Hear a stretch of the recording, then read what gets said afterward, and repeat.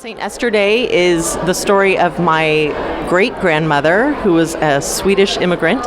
She came to the country to work for a very wealthy woman in San Francisco. She expected to work as a cook, which was one of the most exalted domestic jobs at the time, but she ended up toiling away as an unpaid domestic servant, and our story kind of takes its turn when she realizes she's never going to be paid.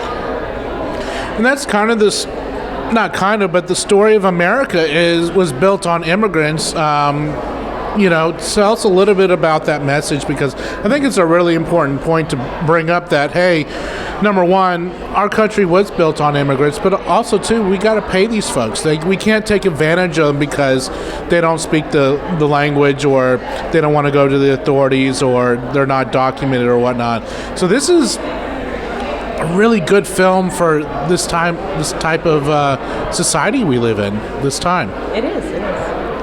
We were passionate about the story because, first of all, it was a true story, and one that Jen really wanted to tell and has been wanting to tell for years, so we're very excited to get to tell the story in this format.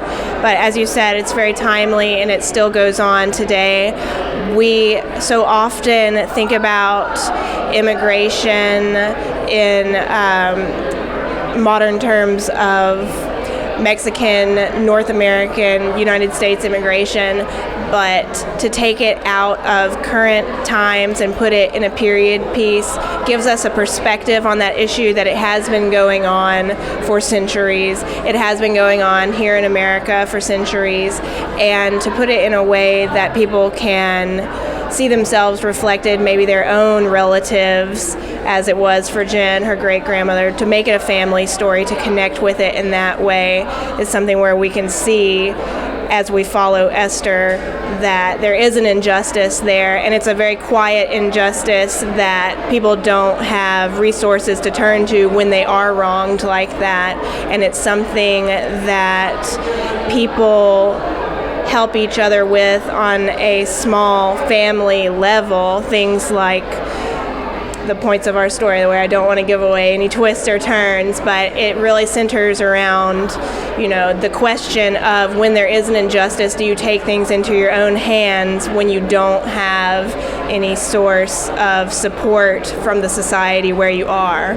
What I really loved about the film is that you brought dignity back to the immigrant. It was not seen as a dirty or a shameful thing. Tell us a little bit about your relative. Who was she as a person? What was she like?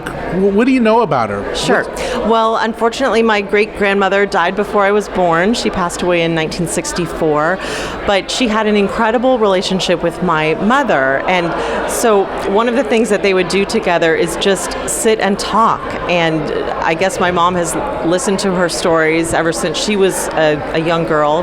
And so I was the beneficiary of that. And from what I know, she was an incredibly kind and generous-spirited woman, and she did have a strong sense of right and wrong and wanted to help out others. So there's something that I so badly want to tell you, but I won't because of because of spoilers. But the other thing is that she actually, after she left domestic service, she really ended up befriending some incredibly high-powered people. I think the first Attorney General of San Francisco was her best friend, and so she just met all these really unlikely people who were drawn to her because of her quiet strength and warmth. The way that she was portrayed in the film was she was just this lovingly lady that, she would talk with anyone if given the chance. So let's talk about the film. What really blew me away is the effort you put into the film, because when you see a lot of short films, sometimes they say, let's go to the park and, let's shoot with the iPhone, but there's nothing wrong with that, but the costumes, the set, let's talk about that. Oh, thank you. We will take that compliment. Thank you so much. One thing that we learned last year, and it's not that we didn't do this automatically, but one thing that was stressed in the Filmmaker panels last year at Film Prize was that making a short film is exactly like making a regular feature film. Right. It's the same amount of preparation. The only thing that's different is the amount of shooting days. So we prepared so hard. We actually started preparing this, honestly, before we even filmed our last film. So do you have more to add? Yes, both of us have a background in theater and a general passion for the arts, and that made us both happy to dive in to the level of effort and attention to detail that is required for a period piece. Jennifer's referring to our experience with our first short film, Gloria, that made it into the Film Prize last year in 2018. It was also a period piece set in 1966. But it's just a general love of ours. We love telling the story as richly as possible, which is a great opportunity with these period pieces. It gives me strange frustrations when I see short films that are shot against blank, bare walls that have just not even a poster up against it, because film is a visual medium. You could tell a story in a different way if you didn't want to pay attention to detail in the art design and in the costume. You could tell it a different way, but if you want to make a film, you're making something for people to take in primarily through their eyes. And so things like the color, the cut of a costume, the silhouette, what it says, exactly what it says about the person's personality, their status in society, whether they're a villain or a hero. We speak in that way as well with our films, and that's one of our favorite parts about it. Let's talk about those blank walls, because you didn't have any blank walls in your film. Beginning of the film, it says San Francisco, USA, but you had to film this in Northwest Louisiana. So tell us about that, because that's something that I really want to touch on, is that Shreveport, Bossier City could be anywhere almost in the world. So tell us about where you filmed that beautiful house, but also too how the Shreveport, Bossier area could be a backdrop for anything. Right. I think Shreveport is incredible. We have lakes that you can make in post to look like oceans. We have all sorts of topography that we have rolling hills. We've got flat. We've got casinos. You can shoot a Las Vegas film here. Yeah, we have so much here. And the interesting thing, before I even had an inkling that I was going to make a film here in Shreveport, I'd passed by this particular house. I'm not going to give away whose house it is, but I'd passed by it and I said, I would love to make a film there. And so luckily we had the opportunity to do that. Our particular house that we used was built in 1902. And so there was the perfect timing for our film, which was set in 1905. And we just really lucked out. We shot on one location. That was the same location for everything. So it was really lucky. And you can do that in Shreveport. And people here are so willing to give you their time, give you their space, give you what you need. The support is really here in Shreveport, Bossier. Because that house, could be... It's its own character. It is. Yeah. And it could be a plantation home in the Deep South or something in the streets of San Francisco like your film was. Has any of your family seen this film, and what has the reaction been? Well, I did show my mom... I showed my mom an early clip just before all the sound was put in, and I'm getting a little verklempt here, but yeah, she loved it, and she just said that her grandmother would have just been, first of all, so shocked that anyone thought that her life was interesting, because she didn't see it that way. She just thought this was typical life, and this happened to so many people. But she said she even imitated her grandmother. She imitated Esther by saying this is what she would have said. It's like, me? Why why are they making a movie about me?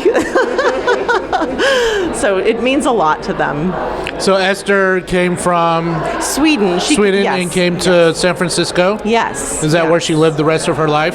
Yes, in fact, and that's where my family still lives, in that area. What did you guys learn about yourselves professionally and personally in making this film? Because I believe filmmaking, no matter you made one film or 30 films, you learn about yourself a little bit more and become more in tune to yourself. So what was that? Oh, absolutely.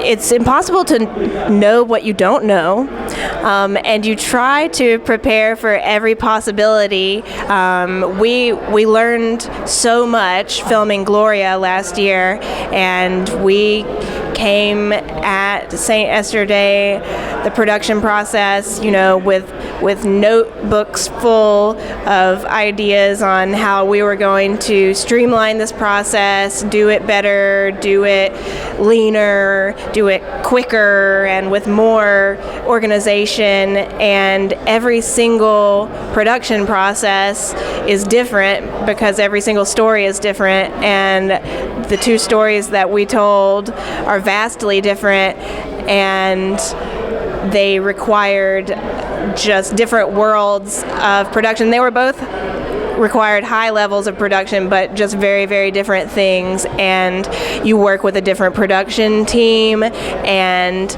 you learn how important building your team is, and the special other kind of movie magic that happens when you find people that you work with really well, and when everybody is working together to create a story that they really believe in.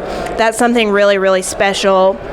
And it's a very bonding process where it's kind of a trial by fire, and you see how people behave under pressure, and you learn who you will work with again and in what capacity and what kind of stories you're burning to tell. Because I'm not sure about you, Jim, but once we've wrapped these projects, I kind of look forward to the future like, okay, we did that. Like, now that we've done that, like, let's do something completely different. And it kind of helps you refine your focus and your direction, where you want to go, what you want to do, and who you want to do it with. What is it like after you wrap? I mean, what kind of mental process do you go through after you wrap? Because you've been blown and going into this intense process, and now you're like home alone in a quiet house, and you're going, wow. I mean, what goes through your mind? Right.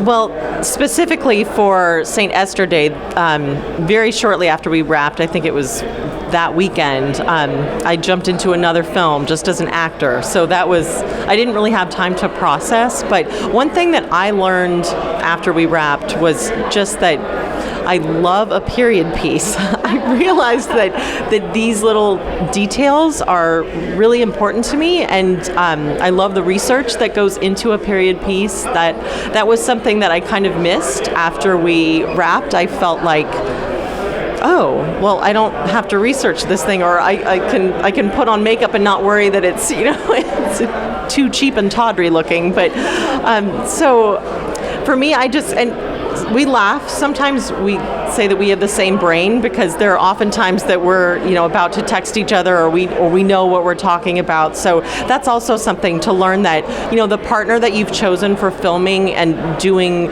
what you hope is to be your life's work, that's really working, and that's really a neat thing. Do you feel closer to your family member, even though you did not know her? Do you feel a lot more closer, and do you feel like that's a gift that you have that no one else in the family has? For sure. Yeah, it's really special to kind of put yourself literally in their shoes. I mean, I was wearing shoes that pinched my feet. They were completely authentic to the time and the correct size, but goodness, these things. I mean, to know what she went through, and I mean, that is priceless. And you think of all that she went through to give her family a better life, and then to know that her son went on to become my mother's father, and then my mom has passed these generational stories on down, and then for me to be kind of like the keeper of that flame is really neat. It's fun to be able to not just write an oral history or say, oh, look at my ancestors, but to put something in the can that I can show and share with other people, and we can hopefully make a message that is entertaining for people as well. That's really satisfying. I really think it's very special because, everyone's now getting into the ancestry because of DNA kits and Ancestry.com and, the other 10 million websites there are. And it just is, I think it's really special that you were able to get that gift of playing your family member and connecting with her like no one else can. Is there plans to make this into a feature? Because I feel like this is a bigger story, like we talked about at the beginning of the interview, and a bigger message. Yes, well, excitingly enough, here at the festival, the judging panel introduced us to a concept that we really hadn't considered before, and that was turning St. Esther Day into episodic content. And so that really opened our eyes to the possibilities of what we could do with this. And of course, the real Esther had a million more stories. We just chose one that we could do here in Shreveport in only 3 days of shooting, but she has many more that range in complicatedness. But we have a lot of material there, so we would love to explore that, and I'm sure we will.